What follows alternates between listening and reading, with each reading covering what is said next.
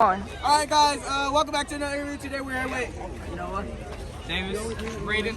Alright, how y'all feel about this week, you know, with the snowstorm this weekend and school and stuff? Pretty tough. It was awesome. I love not having school. No school for 3 days. You know, It was good. tough, you know. Alright, how y'all feel about y'all classes? Pretty Pretty good. easy, pretty I don't easy. like Light the work, semester. light work. Y'all talking to anybody? No. Nah. I'm talking to him. Wow. Whoa. Did I edit that out? Yo. What? What's one thing y'all guys say to the people watching? Trust in God. Make this semester the best semester of your life. I love Davis. Oh, you can't say that.